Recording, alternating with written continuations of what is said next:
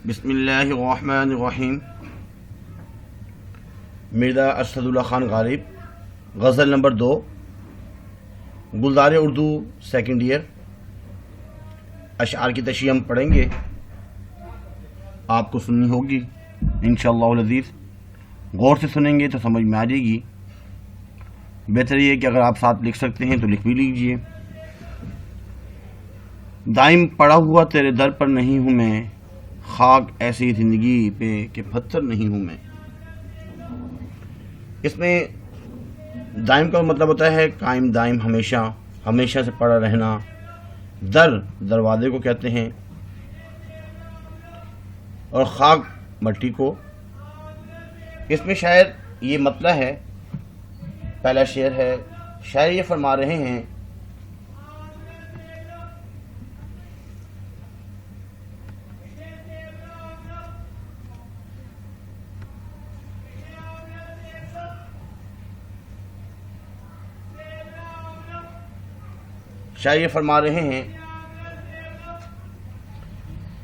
کہ پرانے زمانے میں لوگوں کے گھروں کے سامنے بڑے بڑے پتھر ہوا کرتے تھے، اور ان پتھروں سے دروازے سے اترنا چڑھنا آسان ہو جاتا تھا۔ تو یہ فرما رہے ہیں کہ وہ تو پتھر ہوا کرتے تھے اور دروازوں کے سامنے پڑے رہا کرتے تھے، لیکن میں بھی اسی پتھر کی طرح تمہارے گھر کے سامنے کھڑا رہتا ہوں تاکہ تم سے ملاقات ہو جائے، لیکن تمہارا ہمیشہ بے رخی اختیار کرنا ہمیں پسند نہیں۔ میں تو انسان ہوں، پتھر تو نہیں ہوں کہ اکتا نہ جاؤں، اور اسی طرح ہمیشہ تمہارے دروازے کے سامنے پتھر کی طرح پڑا رہوں۔ یعنی اس زندگی سے تو پتھر ہونا بہتر تھا، کہ شاید تیرا سنگ جو ہے در ہونا، اس بات کی طرف بھی اشارہ ہے۔ سنگ در کا مطلب ہے در کے پاس، دروازے کے سامنے جو پتھر ہے، اس میں اس طرف بھی اشارہ کیا گیا ہے کہ میں پتھر کی طرح جو ہے پڑا تو رہتا ہوں، لیکن میں پتھر تو نہیں ہوں، اور اس طرح پڑا رہنا جو ہے میں گوارا کروں ہمیشہ کے لیے۔ اس کے بعد شعر نمبر 2 میں، کیوں گردش مدام سے گھبرا نہ جائے دل، انسان ہوں پیالہ و ساغر نہیں ہوں۔ اس میں گردش ایام کی بات کی جا رہی ہے، جیسے شعر نمبر 1 ہے اسے ملتا جلتا ہی ہے۔ اس میں شاعر فرما رہے ہیں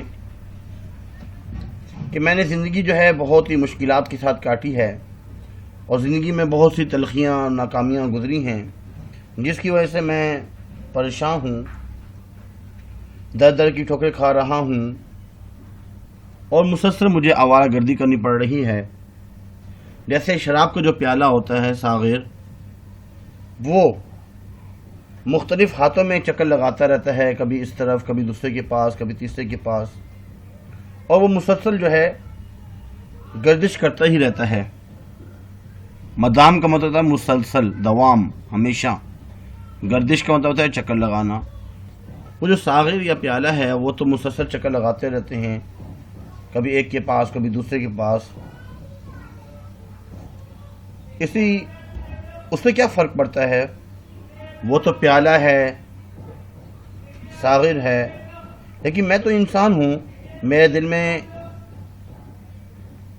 میں بھی دل رکھتا ہوں، یعنی مسلسل گردش سے آخر میں گھبراؤں گا نہیں، اکتا نہیں جاؤں گا۔ یعنی جو لوگ شراب و مدام رکھتے ہیں، اس کا ساغر ہمیشہ گردش میں رہتا ہے، تو وہ تباہی ہے۔ اسی واسطے میں انسان ہوں، میرے لیے گردش مدام نامناسب ہے۔ مسلسل گردش مدام میں رہنا انسان کے لیے کہ بس کا کام نہیں ہے۔ شعر نمبر 3، یا رب زمانہ مجھ کو مٹاتا ہے کس لیے، لوہے جہاں پر حرف مقرر نہیں ہوں۔ مرزا غالب اس میں یہ فرما رہے ہیں کہ اگر کسی بھی تختی پر کوئی حرف غلط لکھ دیا جائے تو اس کو مٹا دیا جاتا ہے، یا کوئی حرف مکرر ہو جائے، ڈبل لکھا جائے، تو ایک حرف کو جو ہے مٹا دیا جاتا ہے۔ لوح بولتے ہیں تختی کو، کسی بھی تختی پر۔ لیکن کبھی غلطی بھی ہو جائے تو مٹا کے دوسرا الفاظ صحیح لکھ دیا جاتا ہے۔ میں جو ہے اس دنیا میں حرف مکرر نہیں ہوں، یا رب اے اللہ، میں جو ہے اس دنیا میں حرف مکرر تھوڑی ہوں، مجھے کوئی اہمیت ہی نہ دے اور مجھے صفحہ ہستی سے مٹا دیا جائے۔ یہ دنیا والے جو ہے مجھے مٹانا چاہتے ہیں، ختم کرنا چاہتے ہیں۔ میرے دشمن بنے بیٹھے ہیں۔ لیکن اگر یوں کہتے کہ زمانہ مجھے حرف غلط کی طرح مٹائی دیتا ہے تو اس قدر بلیغ نہ ہوتا جس قدر کہ اب بلیغ ہے، کہ بلاغت کی وجہ سے زیادتی معنی ہیں، یعنی اب اتنے معنی اور بڑھے ہوئے ہیں کہ باوجود یہ کہ میں حرف مقرر نہیں ہوں اور کوئی وجہ میرے مٹانے کی نہیں، زمانہ مجھے مٹا رہا ہے۔ اس کے بعد کس واسطے عزیز نہیں جانتے مجھے، لال و زمرد و زر و گوہر نہیں ہوں میں۔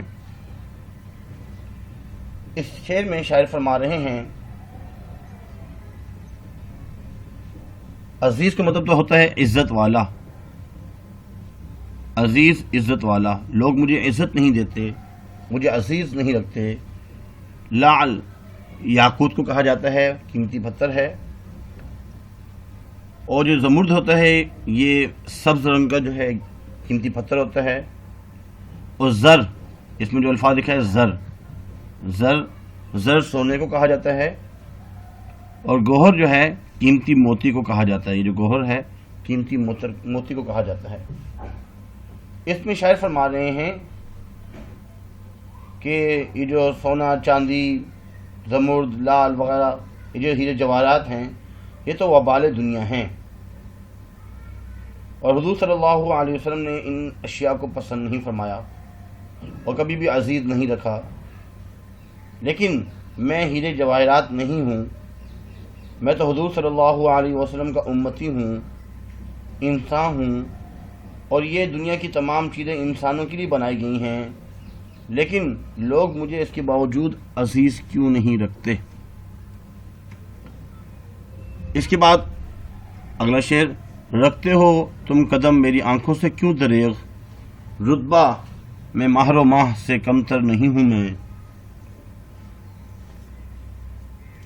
اس میں شاعر فرما رہے ہیں، پہلے الفاظ میں نے کو دیکھ لیتے ہیں۔ دریغ کا مطلب ہوتا ہے سوچے سمجھے، بے دریغ بے سوچے سمجھے قلق، اور مہر جو ہے سورج کو کہا جاتا ہے، اور ماہ یعنی کہ چاند اور سورج۔ مہر و ماہ کا مطلب ہوا چاند اور سورج۔ یہاں پہ یہ فرمانا چاہ رہے ہیں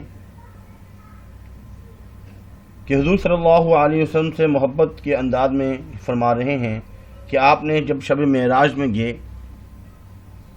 جب آپ معراج پر گئے تو سورج، چاند اور ساتوں آسمانوں کو پار کر کے عرش تک پہنچے اور اللہ تعالیٰ سے کی ملاقات کا شرف حاصل کیا۔ آپ کا مقام سب سے اعلیٰ ہے، اس لیے آپ میری آنکھوں پر قدم رکھنے سے کیوں دریغ کر رہے ہیں اور مجھے اس شرف سے کیوں محروم کر رہے ہیں۔ سورج اور چاند کی آنکھ پر بھی آپ نے شب معراج میں قدم رکھے تھے۔ میں آپ کا امتی ہوں، میرا مرتبہ سورج اور چاند سے تو کم نہیں ہے۔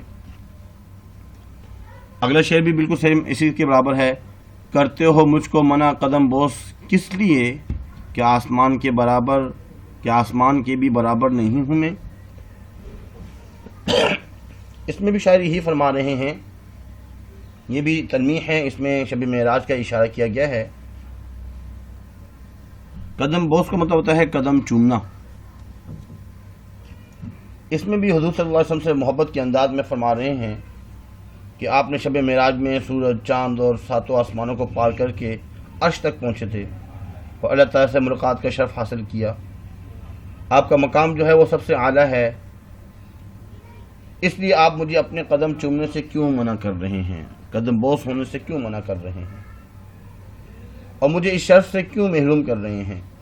شب معراج کے موقع پر آسمان نے آپ کے قدموں کو چوما، میں آپ کا امتی ہوں، کیا میری دعاؤں کے اثر کی پرواز آسمانوں سے بلند نہیں؟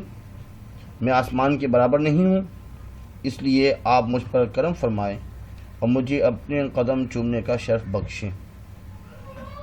آخر میں غالب وظیفہ خوار ہو دو شاہ کو دعا، وہ دن گئے کہ کہتے تھے نوکر نہیں ہوں میں۔ یہ مقطع ہے، آخر شعر ہے۔ اس میں اگر دیکھا جائے تو شاہ اور نوکر یہ آپس میں ایک دوسرے کی ضد ہے، تو صفت تضاد اس میں پایا جا رہا ہے۔ شاہ بادشاہ کو کہتے ہیں۔ اس مقطع میں شاعر فرما رہے ہیں طنزیہ انداز میں کہ تم بادشاہ کو دعائیں دو، بادشاہ کو جو ہے دعا دو، کیوں؟ جس کے سبب تمہیں نوکری لگی ہے، تمہاری نوکری ملی ہوئی ہے، تم وظیفہ لے رہے ہو، وظیفہ کھا رہے ہو، تنخواہیں میں لے رہے ہو۔ ایک وہ وقت تھا جب تمہیں پینشن ملا کرتی تھی اور تمہیں کسی کی نوکری کرنے کی ضرورت نہ تھی، اب وہ مزے چلے گئے، وہ دن گزر گئے جب آپ کہتے تھے کہ میں نوکر نہیں ہوں کسی کا۔ اس وقت آپ کو وظیفہ ملا کرتا تھا، پینشن ملا کرتی تھی، اب وہ پینشن ختم ہو چکی ہے، وہ مزے چلے گئے، اور گھر کا نظام جو ہے چلانے کے لیے تمہیں اب نوکری کرنی پڑے گی۔ اس لیے بادشاہ کو دعا دو اور اللہ کا شکر ادا کرو۔ اس کے بعد تھوڑا سا اس کو دیکھتے ہیں۔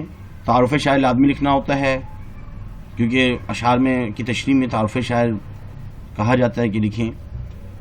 اب تعارف شاعر میں کیا لکھیں گے؟ آسان ہی ہے، کوئی مشکل نہیں ہے۔ تعارف شاعر میں لکھیں گے کہ مرزا غالب کا پورا نام جو ہے وہ ہے مرزا اسد اللہ خان بیگ، اور ان کا تخلص جو ہے وہ ہے غالب، اور شروع میں انہوں نے اسد اختیار کیا، شروع میں اسد تھا، بعد میں غالب اختیار کر لیا۔ اور ان کی عرفیت مرزا نوشہ، مرزا نوشہ ان کی عرفیت ہے۔ ندرت بیان، تنوع، انواعات بہت سی، اور رفت خیال آپ کی شاعری کا خاصہ ہے۔ آپ کی دیگر کتابوں کے علاوہ دیوان غالب اور کلیات فارسی، جو فارسی زبان میں ہیں، کلیات غالب بہت مشہور ہیں، اور بہادر شاہ ظفر نے آپ کو اپنا استاد مقرر کیا اور دبیر الملک، نظام جنگ، نجم الدولہ کے خطابات سے نوازا۔ اس کے بعد حوالہ شاعر لکھنا ہوتا ہے۔ مرکزی خیال میں اس زندگی سے تو پتھر ہونا بہتر ہے، شاید تیرا سنگ درد ہوتا۔ سنگ درد کا مطلب ہے دروازے کے سامنے جو پتھر رکھا ہوتا ہے، شاید میں وہ ہوتا۔ اس کا بیان کیا گیا ہے، اگر میں پتھر ہوتا سامنے پڑ رہا تھا میں، لیکن انسان ہوں، کب تک تیرے سامنے گھر کے سامنے کھڑا رہوں گا؟ پتھر تو نہیں ہوں میں، وہ سنگ تو نہیں ہوں میں۔ مطلب دائم ہمیشہ کو کہتے ہیں۔ تشریح بتا دی گئی ہے۔ مماثل شعر: غم حیات نے آوارہ کر دیا ورنہ تھی آرزو کہ تیرے در پہ صبح شام کریں۔ اس کے بعد اگلا شعر تعارف شاعر، حوالہ شاعر لکھنے کے بعد اس میں یہ جو بات کی گئی ہے مسلسل گردش سے آخر دل اکتا جانے کا بیان۔ مسلسل جب انسان گردش کرتا رہتا ہے تو دل جو ہے نا گھبرا جاتا ہے، اس کا تذکرہ کیا گیا ہے۔ مرات نظیر، اس میں گردش، مدام، پیالہ اور ساغر۔ گردش، مدام یہ بھی مرات النظیر ہے، اور پیالہ اور ساغر۔ گردش مدام کا مطلب ہوتا ہے مسلسل گردش، مسلسل چکر لگانا، اور ساغر جو ہے شراب کا جام، کنایتاً استعمال کیا گیا۔ مماثل شعر: ہم کو میخانے میں اس کی جستجو بیکار ہے، ڈھونڈ لے گا آپ ہی چل پھر کے پیمانہ ہمیں۔ اگلا شعر فنی خوبی بنے گی، صفت تشبیہ: دنیا کو اس تختی سے اور اپنی ذات کو حرف مکرر سے تشبیہ دی۔ مرکزی خیال: میں حرف مکرر نہیں ہوں کہ زمانہ جو ہے مجھے مٹائے، اس چیز کا تذکرہ کیا گیا ہے اس میں۔ حرف مکرر تکرار والا دہرائے جانے والے حروف. مماثل شعر. تو سمجھتا ہے مجھے حرف مکرر لیکن میں صحیفہ ہوں تیرے دل پہ اترنے والا. اگلا شعر. تعارف شاعر حوالہ شاعر کے بعد مرکزی خیال یہ ہے کہ گوہر نہیں ہوں لوگوں میں عزیز کیوں نہیں، کیونکہ میں گوہر وغیرہ نہیں ہوں، سونا چاندی نہیں ہوں، اس کے باوجود میں وبائے مال بھی نہیں ہوں، لیکن لوگ مجھے عزیز کیوں نہیں رکھتے، میری عزت کیوں نہیں کرتے. فنی خوبی رعایت لفظی. لعل زمرد زر گوہر. مماثل شعر. آج مجھ سا نہیں زمانے میں شاعر نغز گوئے گوش گفتار. شعر نمبر 5.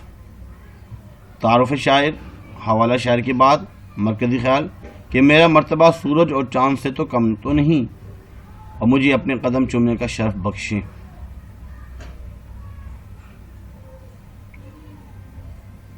مماثل شعر. کرتے ہو مجھ کو منع قدم بوس کس لیے کہ آسمان کے برابر نہیں ہوں میں.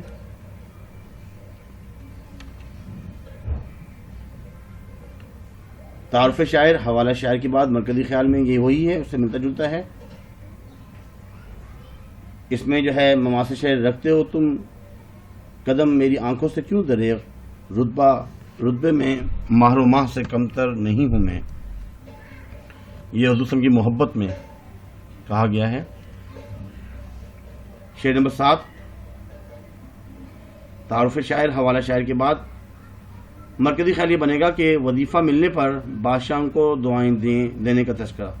آپ کو تنخواہ مل رہی ہے، اب پینشن ختم ہو چکی ہے، اب بادشاہوں کو دعائیں دیں کہ آپ کے گھر کا نظام چل رہا ہے.